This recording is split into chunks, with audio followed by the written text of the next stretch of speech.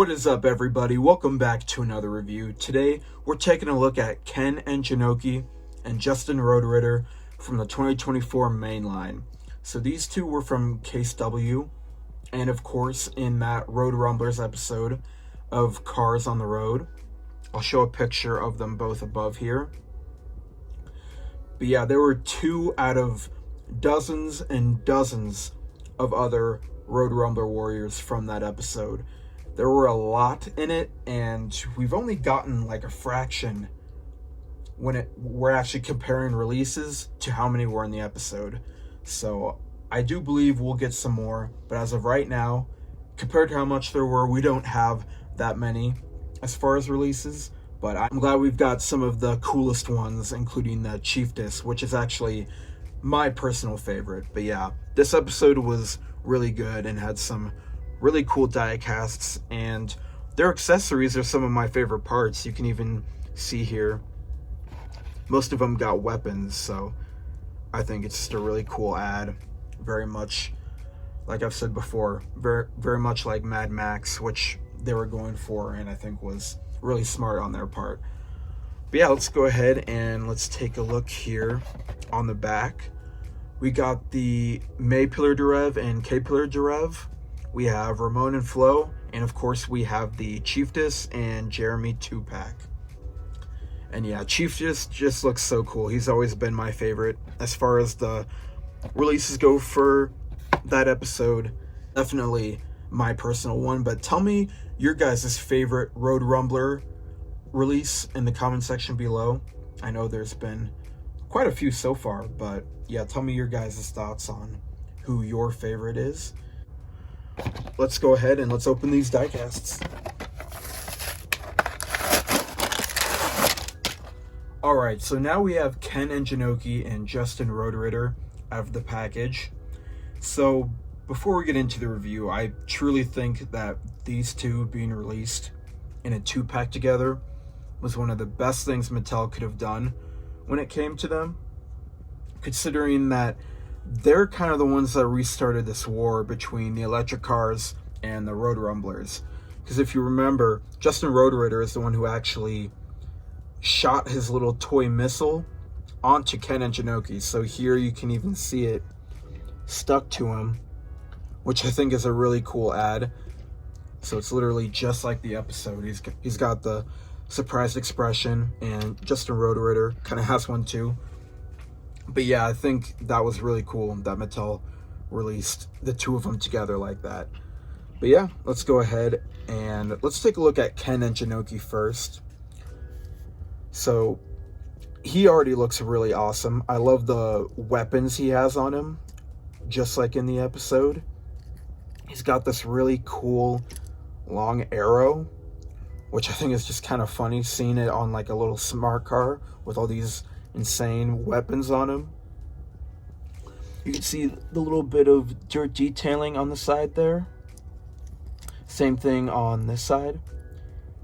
And something that I also think is really funny is how they also have the solar panels. On the electric car side, most of them had the solar panels on top of them, so I thought that was kind of cool.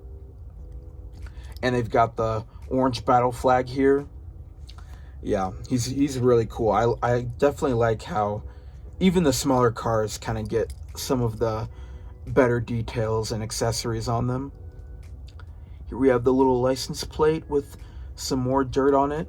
And there's even some detailing on the top here as well. They definitely always do a good job with these Road Rumblers, in my opinion. Like, even with a little smart car, there's so much to talk about here as well. And that's partly because of how accurate he is to the actual Road Rumblers episode. Like, everything he has here is pretty much exactly how it looks in the episode itself. We can see here he's got the little headlights there. And I like how the dirt is mostly prominent on the side, because they're all driving and they're all going to war, so you kind of notice that all the dirt is probably like flicking up onto the side, which I think looks really cool on the die cast. And for another smart car we can compare him to is Courtney Breakin, I believe is his name. Much bigger smart car, of course, but definitely another cool comparison from a Cars 2 diecast. But yeah, the size comparison is actually kind of crazy considering they're both the same model car, but Courtney is just much bigger here. Although Ken has a lot more detail, and it's definitely my favorite when it comes to this model especially. Yeah, really cool. Tell me your guys' thoughts in the comment section below, who your favorite Road Rumbler is, and also who's your favorite between Justin Roadritter and Ken. I think Ken might even take it for me just on the first comparison, but we'll get into Justin in a second here. But yeah, Ken has a lot of good detail on him. Very cool diecast for sure. Very good release. So now let's go ahead and let's take a look at Justin here, which he also has some pretty good detail himself. Not as many accessories as Ken here has, but here he's got his little missile launcher here on the very top. And it actually looks a little bit different than it does in the episode. In the actual episode, it's kind of more red, and we can see here it's definitely has more purple on it, but nonetheless really cool. On the back here you can see how the very top of the bed is all boarded up, which I think is really cool. And there's a lot of rust detailing, which I think fits for a lot of the Road Rumblers because they're all pretty banged up and rusted and old, so I think definitely a good addition. We can see the exhaust pipes sticking out the side of him here. And then there's his grill, which is also a little bit rusted up. He's got the silver wheels as well, brown bottom, and no license plate actually. I believe some of them don't have a license plate, including Jason Roadkey here. Yeah, he doesn't have one. I think only a few of them do, but yeah, really cool diecast. Here's how he looks next to Mater. Obviously, both very different. One's a tow truck, one's just a normal pickup, but I thought I'd just compare two trucks together. Here you can see the little patched up grid he's got here, kind of covering up his side windows. And actually, I didn't even notice this part here on the back is actually boarded up. Yeah, I do find it kind of cool how all of the windows are either boarded up or they're kind of closed off by some gridding, which I think is just like in the episode. Yeah, very nice diecast, but I'd have to say Ken is definitely my favorite out of the two. But yeah, definitely a very mindful 2-pack for Mattel to release. Definitely a top 2 favorite out of the new 2-packs that we've seen for this year.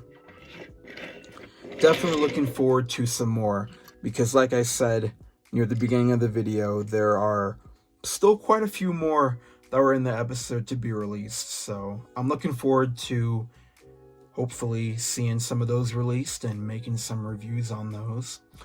But yeah, let me know which one is your favorite out of this 2-pack. And looking forward to making some more reviews for you guys. I believe my next one will be on Van Campbell, so make sure to stay on the lookout for that video. And we'll see you guys next time for another one.